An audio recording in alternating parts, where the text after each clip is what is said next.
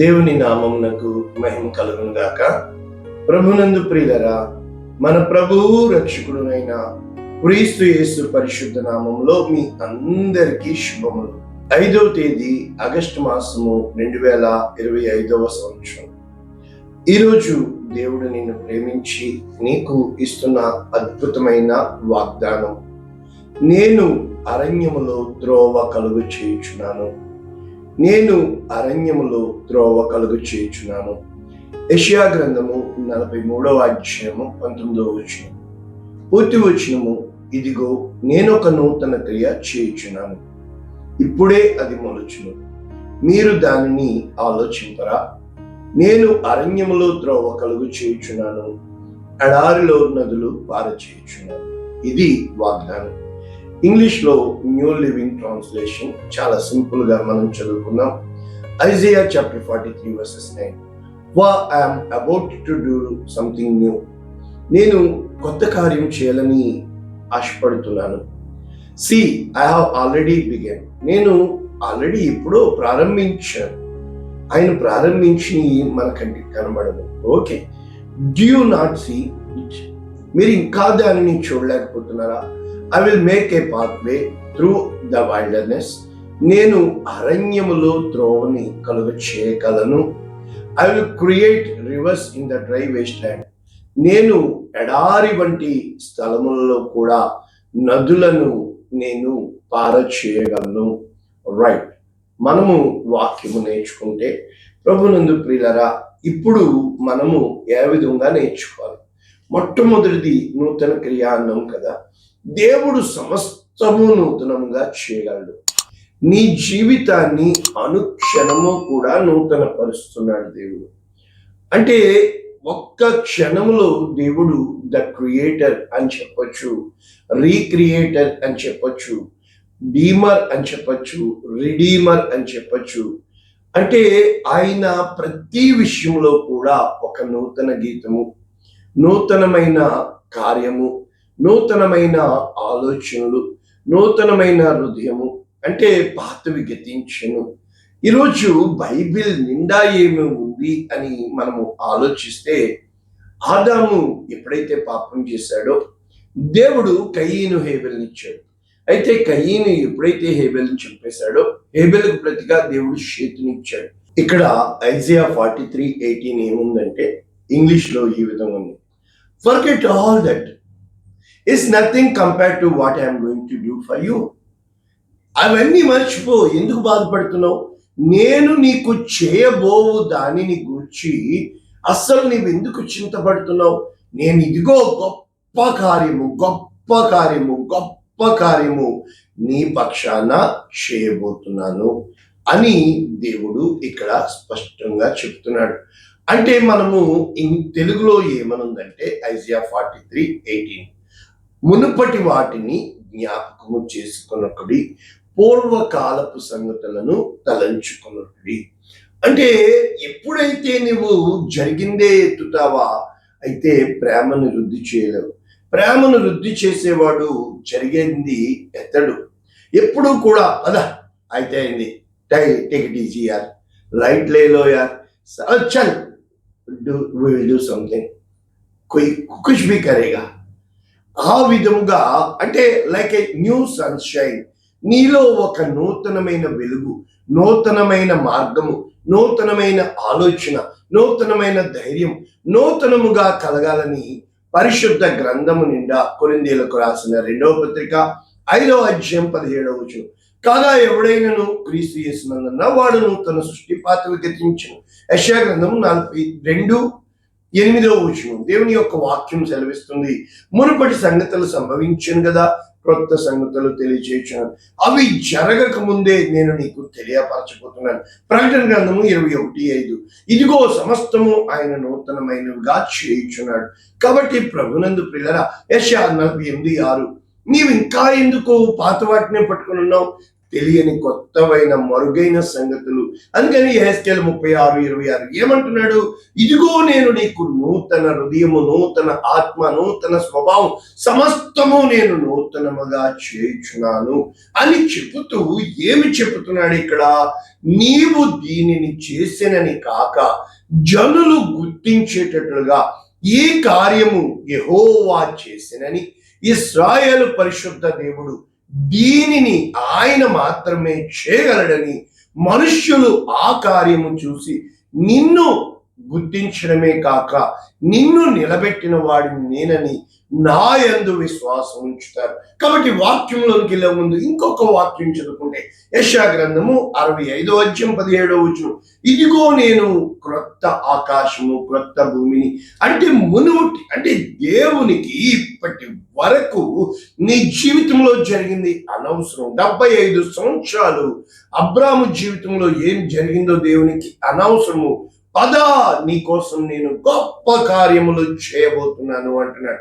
ఇప్పుడు మనము అసలు వాక్య భాగంలోనికి వచ్చేస్తే యెషయా గ్రంథము 43 మనము ఆది నుంచి, అంటే మొదటి వచనం నుంచి చూసినప్పుడు ప్రభునందు ప్రియులారా స్పష్టంగా ఏమని చెప్తున్నాడు? యాకోబు నేను నిర్మించిన ఇశ్రాయేలు అని చెబుతూ నేను నిన్ను విమోచించి ఉన్నాను. మొట్టమొదట అగ్నిలో నేను నీకు దారి వేయుచున్నాను, అగ్నిలో నీవు నడిచినను నేను నీకు ముందుగా నడుస్తాను, జలములలో నీవు నడుస్తున్నాను నేను నీకు నడుస్తాను. ఇప్పుడు అరణ్యములో నడుస్తున్నాను. అరణ్యం అంటే దిక్కుతోచని మార్గము, అరణ్యము అంటే క్రూర సింహాలు ఉండే ఆ ప్రదేశము, అరణ్యము అంటే ఇంకా ఏ యొక్క అవకాశం లేనిది. అరణ్యంలో నీవు తప్పిపోయావంటే ఎక్కడున్నావో నీవు తెలియదు కనుక అందులో లోయలుంటాయి, గుట్టలుంటాయి, కొండలుంటాయి, చాలా ఉంటాయి, విష సర్పాలు ఉంటాయి, విష జంతువులు ఉంటాయి, క్రూర జంతువులు ఉంటాయి, క్రూర మృగాలు ఉంటాయి. కాబట్టి ఇవన్నీ ఉండే ఆ విధంగా జీవితం అనే అరణ్యములో నీవు నేను తప్పిపోయినప్పుడు కొండ ఎక్కాలి. ఎప్పుడూ కూడా మనము స్థితిగతులను చూసి మనము దుఃఖము చెందేవారముగా, మనకి మనము ఇంకా నా బ్రతుకైపోయింది, అందరూ నన్ను మోసం చేశారు, అందరూ నన్ను వదిలేశారు అని మన మీద మనము జాలి చూపించుకునే వారముగా, మనల్ని మనము ప్రేమించుకునే వారంగా, మనకి మనమే ఓదార్చుకునే వారంగా ఏదో గొప్ప కార్యము చేసేస్తున్నట్లు మనం ఫీల్ అయిపోతా ఉంటాం, బిల్డప్ ఇచ్చేస్తూ ఉంటాం. అస్సలు దానికి అవకాశమే ఇవ్వద్దు. కారణం ఏంటంటే బండ మీద సర్పము జాడ, ఆకాశములో పక్షి జాడ కనుక వాటికి ఆ మార్గము ఏర్పరిచిన దేవుడు ఈ రోజున బండలు కొట్టి బండలలో బాటలు వేస్తారని మరి యోబు గ్రంథం 28 చెప్పబడిన ప్రకారము ఆ యొక్క ఆ సముద్రపు అగాధములో సైతము సబ్మెరైన్స్ దేవుడు మరి జ్ఞానము మనిషికి ఇచ్చినని బట్టి వెళ్తున్నప్పుడు మరి ఈ రోజున ఆకాశములో స్పేస్ లో మరి సునీత విలియమ్స్ అన్నాళ్ళు ఉండిపోయిన మరి ప్రభువునందు ప్రియులరా ఈ రోజు నీ యొక్క జ్ఞానాన్ని బట్టి నువ్వు బాటని వేస్తున్నావా, లేక దేవుని కృపను బట్టి దేవుడు నీకు ద్వారాలు తెరుస్తున్నాడా? దేవుడు ఎప్పుడూ కూడా నీ కొరకు మార్గము సిద్ధపరిచేవాడుగా, దేవుడు ఎప్పుడూ కూడా నీ కోసము కార్యము చేసేవాడుగా, దేవుడు ఎప్పుడూ కూడా నూతనమైన క్రియ చేసేవాడుగా, దేవుడు ఎప్పుడూ కూడా నీ మీద లక్ష్యం ఉంచిన వాడుగా, దేవుడు ఎప్పుడూ కూడా ఇక్కడ మనం చూసినప్పుడు పేరు పెట్టి పిలిచినా నీవు నా సొత్తు. ఏమని చెప్తున్నాడు? నీకు జలములలో నేను బాటను వేస్తాను, నదులలో నీకు బాటను వేస్తాను, అగ్నిలో నీకు బాటను వేస్తాను అని చెబుతూ దేవుడు ఇక్కడ ఎన్ని ఎన్ని ఎన్ని ఎన్ని ఎన్ని వాగ్దానాలు మనము ఇక్కడ చూస్తున్నామంటే ఆఖరికి ఈ యెషయా 43:25 అంటాడు, నేనే నా చిత్తానుసారంగా నీ యొక్క సమస్త పాపములను నేను కొట్టివేస్తున్నాను, ఇక వాటిని నేను ఎన్నడూ జ్ఞాపకము చేసుకొనను అని చెబుతూ నీవు నీతిమంతుడిగా తీర్చువాడని నేను, నీ మూల పితరుడు పాపము చేసిన వాడే, నీ మధ్యవర్తులు పాపం చేసిన వారే, నా మీద తిరుగుబాటు చేసిన వారే అంటూ మనము ఎన్ని విధములుగా దేవుడు నిన్ను నన్ను రక్షిస్తాడో మనం ఇక్కడ చూస్తే నేను నిన్ను ప్రేమించున్నాను కనుక భయపడకము, నేను నీకు తోడై ఉన్నాను. నీవు పోగొట్టుకున్నది అంతా కూడా ఉత్తర దిక్కు, తూర్పు దిక్కు, పడమర దిక్కు, అన్ని దిక్కులకు నేను ఏమంటున్నాడు, త్వరగా చెప్తున్నాడు, నేను విడుదల చేస్తాను. కాబట్టి ఇక్కడ దేవుడు చెప్పుకుంటున్న గొప్ప వాక్యం ఏమిటి అని మనం చూసినప్పుడు, ప్రభునందు ప్రియులారా 13వ వచనం, ఆయన గొప్పతనము, యెషయా గ్రంథం 43:13, ఈ దినము మొదలుకొని నేనే ఆయనను, నా చేతిలో నుండి విడిపించగలవాడెవడు, నేను కార్యము చేయగా త్రిప్పివేయగలవు. బబులోనును పంపినవాడు ఆయనే. ఎందుకు అంటే నీవు ఎవరు ఎటువంటి వారో, ఎవరు ఎటువంటి విధముగా చేస్తారో. అందుకు ఇప్పుడు 16వ వచనం నుంచి యెషయా గ్రంథం 43 మనము చదివినప్పుడు, సముద్రములో త్రోవ కలుగ చేయువాడు, వడిగల జలములలో మార్గము కలుగు. ఎన్ని మార్గాలు నేను మీకు, ఆకాశయానము, భూమి యానము, అదే విధముగా అంటే ప్రయాణం కదా, అదే విధముగా సముద్రములో యానము. మరి ఈ రోజున ప్రభువునందు ప్రియులారా, అంటే బండల మీద గుర్రములు సైతం పరిగెడతాయి. మరి ఈ రోజున ఎడారిలో ఎడారి కూడా ఒంటెల్ని వాడతారు. మరి ఈ రోజున నిన్ను దేవుడు ఏ మార్గము కొరకు సిద్ధపరిచాడు అని అంటే ఇప్పుడు చెప్పుతున్నాడు.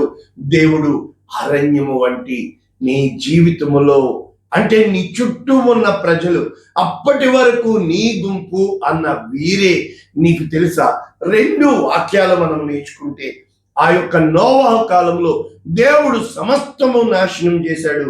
కానీ చేసిన మంచి పని ఏంటో తెలుసా, దేవుడు ముందుగానే నోవహుని, నోవహు భార్యని, అదే విధముగా మనం చూసినప్పుడు నోవహు 3 కుమారులు, 3 కోడళ్ళు.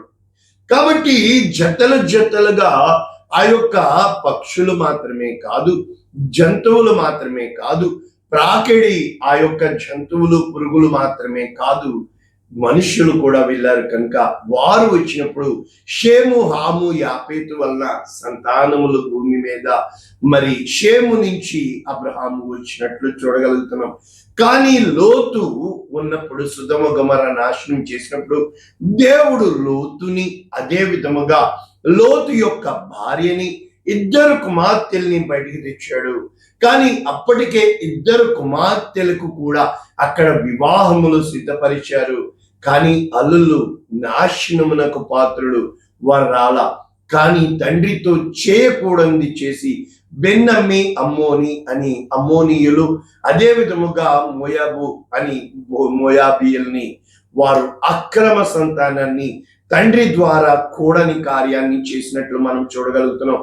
ఇక చివరిగా 3వది చూసినప్పుడు ఎల్కానా, అదే విధముగా మనం చూసినప్పుడు దేవుని యొక్క కృపను బట్టి హన్నాలోంచి మరి దేవుడు సమూయేలును తీసిన పెనిన్నా గర్భఫలాన్ని దేవుడు వాడుకోలేదు.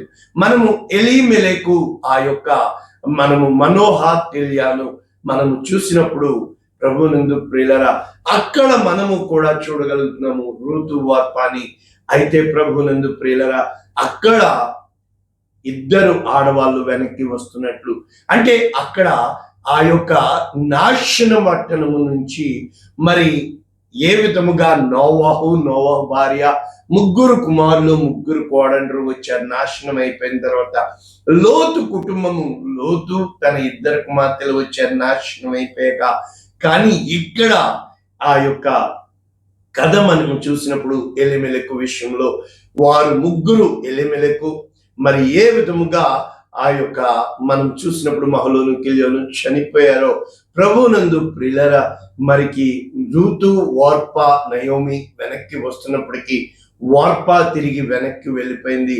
అయితే రూతు కొరకు దేవుడు బోయజును సిద్ధపరిచాడు, నూతన జీవితము ఆరంభించాడు, నూతన కార్యాలు ప్రారంభించాడు. ఈరోజు దేవుడు నీ కొరకు ఆ బానిసత్వం నుంచి బయటికి రమ్మంటున్నాడు, ఆ యొక్క బంధకాల నుంచి బయటికి రమ్మంటున్నాడు, ఆ యొక్క నీవు పట్టబడిన స్థితి నుంచి బయటికి రమ్మంటున్నాడు. నీవు ఎందుకు ప్రయాణము విషయంలో ప్రారంభం చేయడానికి ఇంకా భయపడుతున్నావు? యేసు క్రీస్తు ప్రభుల వారు చెప్పారు, నేనే మార్గము, నేనే సత్యము, నేనే మా జీవము అని. మరి ఈ రోజున ఆయన నీ కొరకు మార్గముగా సిద్ధపరిచి నీకు ముందుగా ఆయన తన దూతను పంపించి నీకు ముందుగా ఉన్న మెట్టలను సరాలము చేసి వంకర త్రోవలను కరుకు త్రోవలను సమస్తమును కూడా చక్కబెట్టే దేవుడు ఆయన అని, ఆయనలో జీవము ఉందని, ఆయన జీవమే వాక్యమని, ఆ వాక్యము నీ పాదములకు దీపము నీ త్రోవకు వెలుగై ఉన్నదని, అరణ్యములో ఏమని చెప్పమంటారు? ఎటు చూసిన భయము. అరణ్యములో ఏమని చెప్పమంటారు? నీళ్ల కోసం వెతుకులాట. అరణ్యములో ఏమని చెప్తారు? ఏ పక్క నుంచి ఏ క్రూర మృగం వస్తుందో. కానీ ఈ క్రూర జంతువుల్ని చేసింది ఆదికాండం 9వ అధ్యాయం తర్వాత కదా. ఆ డైట్ మార్చింది ఆదికాండం 9వ అధ్యాయం తర్వాత కదా. అప్పుడు ఆదికాండం 1:30 చూసినప్పుడు అందరూ శాకాహారులే కదా. ఈ రోజున వాక్యం వింటున్న నీవు, నీ కొరకు దేవుడు దారి సిద్ధపరిచాడని, అది నీ నూతన ఆలోచనని, అది నీవు ఎంచుకున్న మార్గమని ఇంకనూ పట్టుకుని పాతదాన్ని వేలాడుతూ ఉంటావా? గతమనేది గుండెకు చేసిన గాయం, బ్రతుకు బాటలు నాకు నేర్పెను పాఠం. ఏ రోజునైతే నువ్వు ముందుగా దేవుని యొక్క కృపని తలంచుకుంటూ, దేవుని యొక్క ప్రేమను తలంచుకుంటూ ముందుకు వెళ్తావో సమస్తము సాధ్యమవుతుంది. దేవునికి అసాధ్యమైనది ఏది లేదు. ఆ విధముగా దేవుడు మన పక్షమున కార్యము చేసేవాడుగా ఉన్నాడు. నీ కొరకు ఆయన మార్గము సిద్ధపరిచాడు. అదే సమాధాన మార్గం.